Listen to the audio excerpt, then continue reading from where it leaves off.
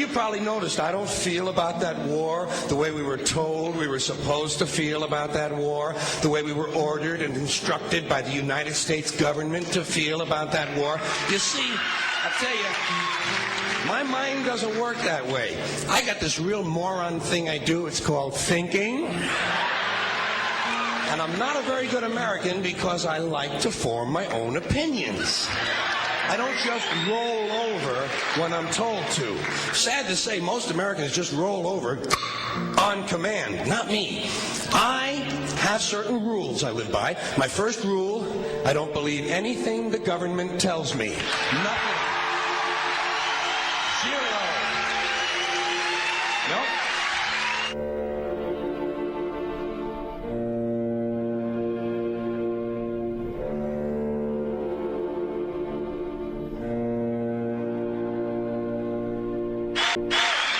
And I don't take very seriously the media or the press in this country, who in the case of the Persian Gulf War were nothing more than unpaid employees of the Department of Defense, and who most of the time function as kind of an unofficial public relations agency for the United States government.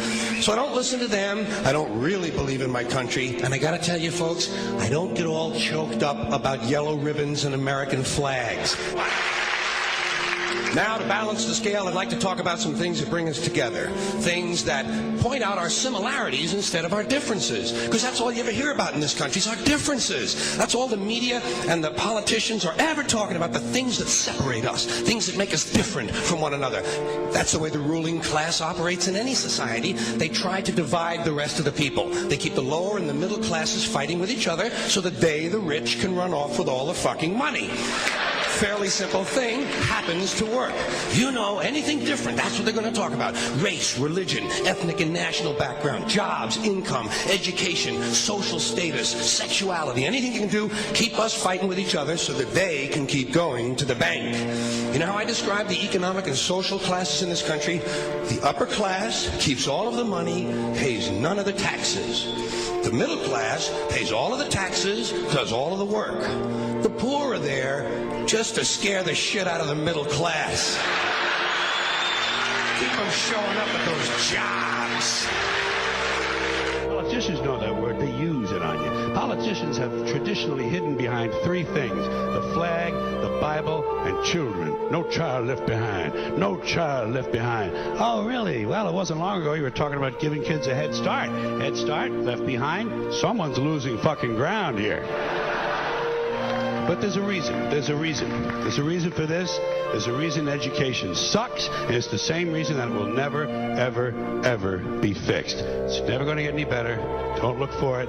Be happy with what you got.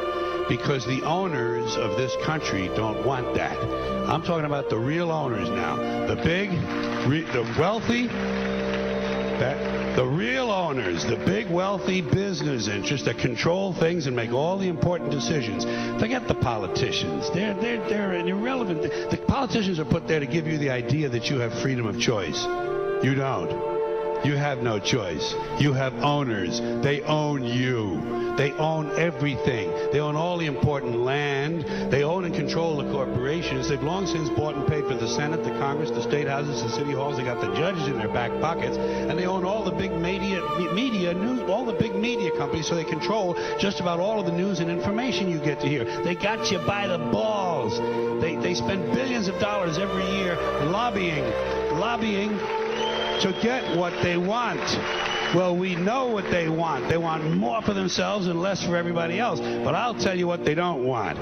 They don't want a population of citizens capable of critical thinking. They don't want well-informed, well-educated people capable of critical thinking. They're not interested in that. That doesn't help them. That's against their interest. That's right. You know something? They don't want people who are smart enough to sit around the kitchen table and figure out how badly they're getting fucked by a system that threw them overboard 30 fucking years ago. They don't want that. You know what they want? They want obedient workers. Obedient workers. People who are just smart enough to run the machines and do the paperwork and just dumb enough to passively accept all these increasingly shittier jobs with the lower pay, the longer hours, the reduced benefits, the end of overtime, and the vanishing pension that disappears the minute you go to collect it. And now they're coming for your Social Social Security money. They want your fucking retirement money. They want it back so they can give it to their criminal friends on Wall Street. And you know something? They'll get it. They'll get it all from you sooner or later because they own this fucking place. It's a big club, and you ain't in it. You and I are not in the big club.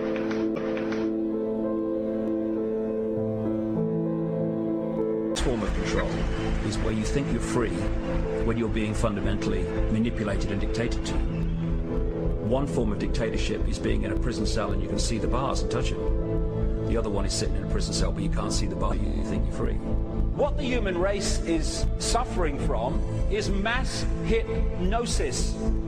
We are being hypnotized by people like this. Newsreaders, politicians, teachers, lecturers.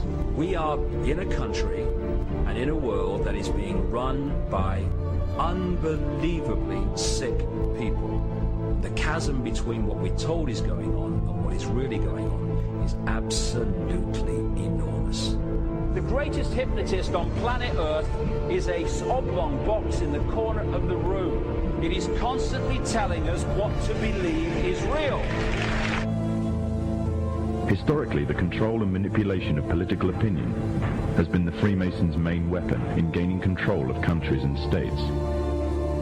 Once in control of the rulers and politicians of a country, laws and political structures could be changed in accordance with their agenda. However, since restricting the body does not necessarily mean restricting the mind, the Freemason recognizes that their plan for a global government hinges completely on subduing the masses to their agenda, and thus eliminating opposition to their cause. And the greatest threat to their plan, posing more danger than any army or law, is the threat of a free-thinking mind. In order to eliminate this threat and to achieve their objective, the Masons have set about the boldest plan ever devised: the complete control of every aspect of human life, your life. And the weapons they are using against you are in your very homes, entertaining you and your children, and gradually indoctrinating you without you even realizing.